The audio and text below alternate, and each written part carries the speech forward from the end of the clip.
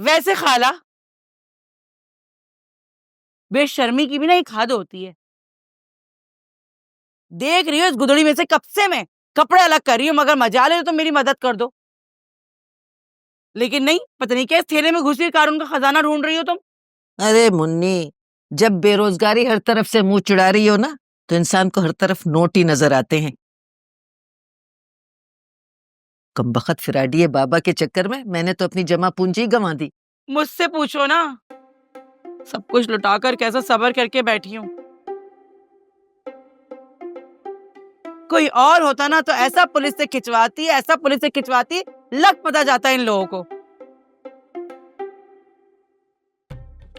लेकिन नहीं, लड़की की माँ हूं ना, इसलिए हाथ बंधे हुए हैं मेरे।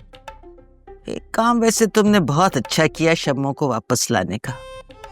कसम से मुझे अगर लड़का दिखाने न जाना होता ना, तो मैं तुम्हारे साथ आती लड़ने के लिए और हम शम्मो को ले ही आते वापस। ये ज्यादा ना बकवास मत करना मेरे साथ, समझ में आई? मैं सब जानती हूँ, तुम्हें भी और तुम्हारे बहाने भी। जब लड़ाई वड़ाई होती है ना, उस जगह से तुम ऐसे खिसक जाती हो जैसे रेस में से घोड़े। ए मुन्नी, अब जानवरों से तो तशबीह देना छोड़ दो मुझे।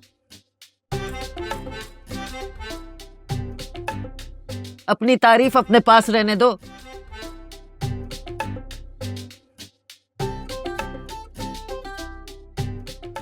अरे बड़े बूढ़े कहते थे कि रोजी रोजगार अव्वल।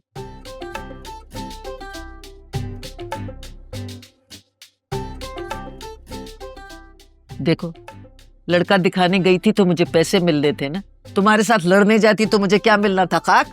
तो पैसे ही मिले ना, कौन सा रिश्ता हो गया होगा। अरे बात पक्की हो गई है।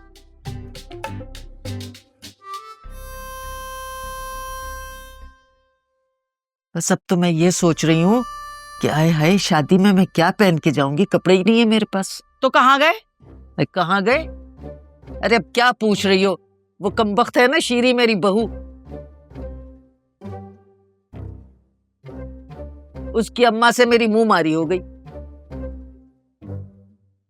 कमबख्त ने मेरे सारे अच्छे कपड़े काट दिए। क्या पहनूं अब? कमबख्ती मारी। हंस रही हो? ये तो अच्छा किया उसने। वैसे एक बात बताओ, क्या जरूरत है तुम्हें शादी में जाने की? पैसे लो और अलग हो जाओ। अरे भाई यही तो मुसीबत है, उन कमबख्तों को मुझे वलीमे तक बिठाना है।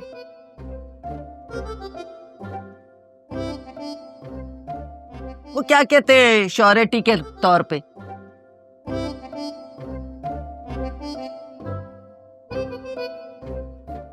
बहन बात सुनो, तुम यहाँ से मुझे कोई अच्छा सा रेशमी नरम सा मुलायम सा सूट दे दो।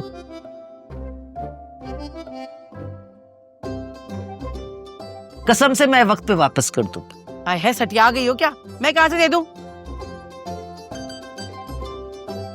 मिला वजह मेरे पास।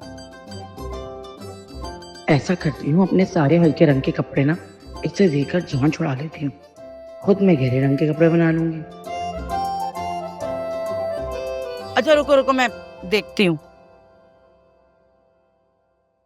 हेलो, ए शीरी की बच्ची, ये जो तेरी अम्मा मेरे कपड़े काट के गई है, तेरा बाप भर के देगा मुझे? आइंदा मेरी गली में नजर आई ना, अल्लाह की कसम लड़कों से ऐसा पिटवाऊंगी, गंजा करवाऊंगी इसको। चल चल, ज्यादा बकवास ना कर, बंद कर फोन। आई बड़ी बकवास करने, तेरी अम्मा होगी। बेहुदा ना हो तुम।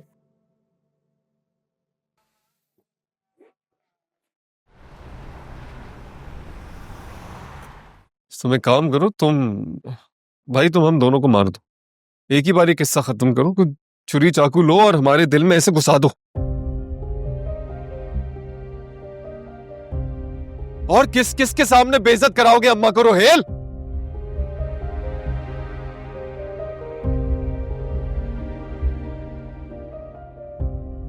तुम्हारी सास और वो कुत्सिया खाला बातें सुना कर गई है तुम्हारी वजह से। तुम्हारा झूठ, तुम्हारी धोखेबाजी, तुम्हारे बचपना कब खत्म होगा यार? मैं तो खुद बहुत शर्मिंदा हूं।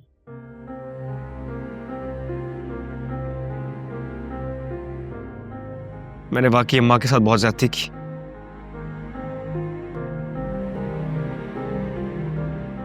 अपनी किए की सजा उनको सुनवाकर।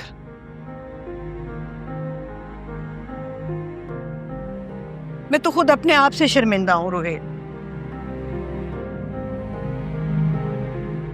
कि वो कौन सा वक्त था जब मैंने सच्चाई की घुट्टी में ये धोखा और फरेब मिलाकर तुम्हें पिला दिया कि तुम ऐसे निकले।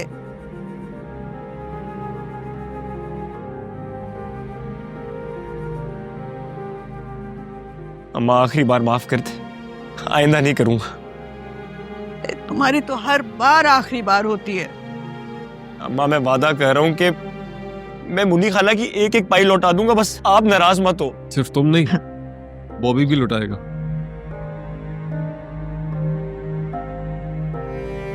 मैं उसके लिहाज में कुछ कह नहीं रहा, इसका मतलब ये नहीं कि वो गुनाहगार नहीं है।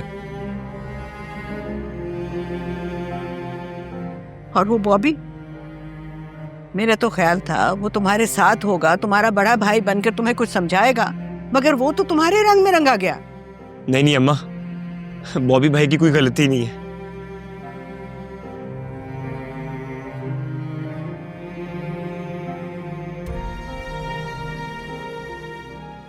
अम्मा बच्चों की शादी होने दें, उसके बाद मैं सारे पैसे वापस कर दूंगा। प्लीज अपने रोहिल को माफ कर दो।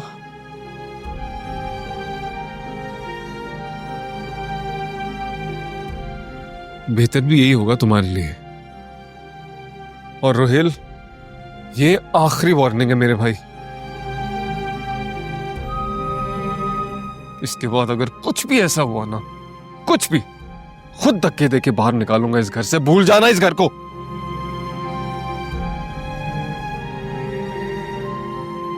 अरे ये घर क्या, इसकी तो अपनी घरदारी दांव पर लगी हुई है।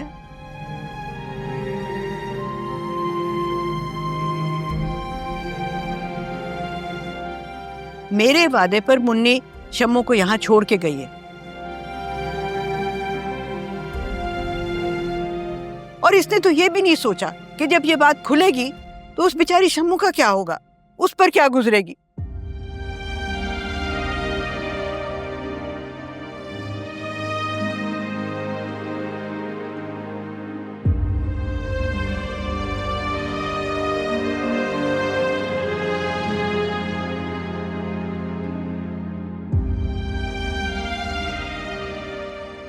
भाई वो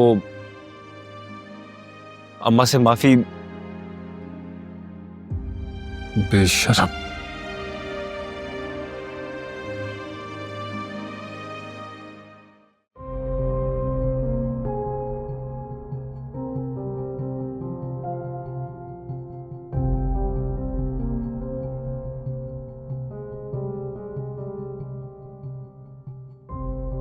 अरे बॉबी, अब क्या करेंगे हम यार।